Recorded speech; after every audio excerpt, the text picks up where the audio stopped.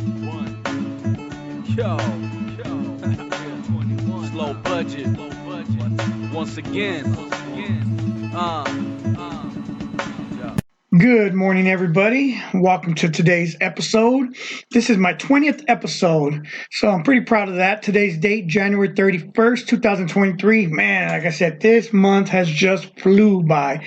Well, just knocked out my push-ups. I'll have the count tomorrow. I haven't weighed myself. I haven't weighed myself probably in a week. Just going to keep exercising, just see what happens. Probably weigh myself next week. Today's show will probably be a short show. I just have a few things to talk about. One of the things I wanted to continue with two of the questions. I have two more questions that people asked me last week I didn't get a chance to answer. One of them is, I'll just go right into that. First one is tips on becoming an entrepreneur, running a business like myself. Well, I mean, the main tip I would give anybody is you got to prepare. You can't just like wake up on a Monday, I'm going to open up a business today and go open up a business. It takes a lot of preparation, time. Like I said, I've been collecting stuff forever. So when I decided to open up my first comic book sports card shop, I had the inventory. That was the easy part. The hardest part was just, getting a place, setting up.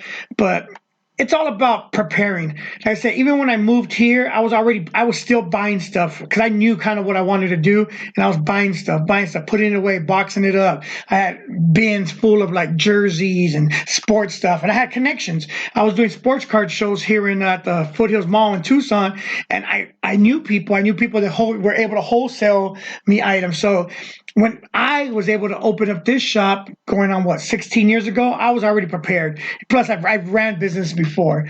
And another thing is, I would start part-time. Unless you're willing to it's a big sacrifice, quitting your job, going full-time, no matter what you want to do. I would start part-time. Keep your full-time job. Whatever, I don't know what people want to do, but start on weekends. If you want to sell stuff, start selling on weekends, find places.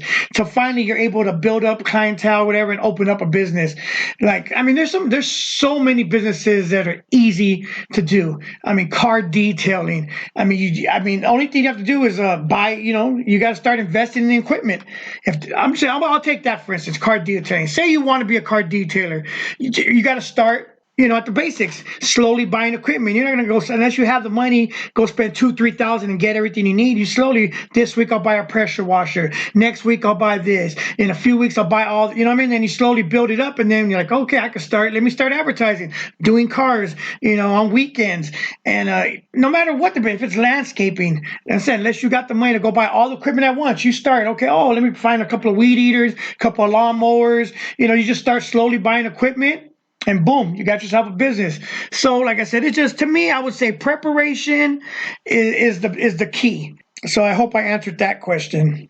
The second question, what's the most hypocritical thing I've ever heard or witnessed from someone?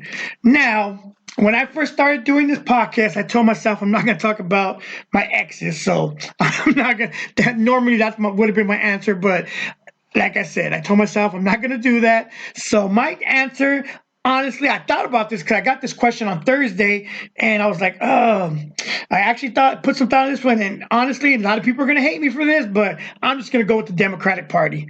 To me, there is no better hypocritical people than, I'm just going to go on a couple of instances. Remember when Obama was running against Hillary Clinton? Michelle Obama went on the thing, and this is what she said. One of the important aspects of this race is role modeling what good families should look like. And my view is that if you can't run your own house, you certainly can't run the White House. How are you going to run the White House if you can't even run your own house? That was a diss for the ages. She put Hillary in her place because everybody knows how Bill Clinton was, womanizer, blah, blah, blah. So, and then after Trump beat Hillary, these are the words she had. Well, Michelle Obama has strong words for women who didn't vote for Hillary Clinton last year. During a question and answer session at a conference in Boston, the former First Lady said, quote, any woman who voted against Hillary Clinton voted against their own voice. Yeah, I could go on and on. Just for instance, Kamala and Biden. Kamala, when she was running against Biden or running for the presidential election, oh my gosh, she was literally, she actually said, I'm not going to call you a racist, but then she goes into all the racist things he's done. And then after she loses, I would have no better running mate than, I would be honored to run with Joe Biden, who's done. I'm like, oh my God. So, it's on and on, just the hypocrisy that comes from the left. So I hope I answered that question. And that's all the questions that were given. Oh, I still have not done no research on Andrew Tate. I know a little bit of him. Like 3 different people asked me about him. Maybe if I have time today, I'll do some research and I'll give my opinion tomorrow on that subject. Let's see what else is going on. Let's see, Super Bowl 2 weeks. Honestly, I wanted the Bengals probably to go. I think I got to go with my AFC. I'm not the biggest Chiefs fan. I have no problem with either team winning, honestly. But I'd probably got to root for the AFC, even though I think Eagles are the real deal and they got a solid team. Offense, defense, running game. Gainwell stepping it up to help Sanders, the receivers. Come on. I'm probably going to go with the Chiefs on that one. With that, like I said, it's going to be a short day today. Hope everyone's out there doing their exercises. Let me know if anybody's still doing them. Something. Oh, one thing I want to bring up. Rocky told me to make sure I remind everyone. I had to drop the burpees. It was just too much. My knees, I couldn't. So I'm still going to do burpees as I can, but there's no way I'm going to be able to keep up. So I'm still doing push-ups, sit-ups, and squats. Today was 31 of each. I've done the push-ups already. I just got to do the rest. So I'm going to still continue to try to drink more water. And I'll talk to you guys tomorrow. Burn one. Yo.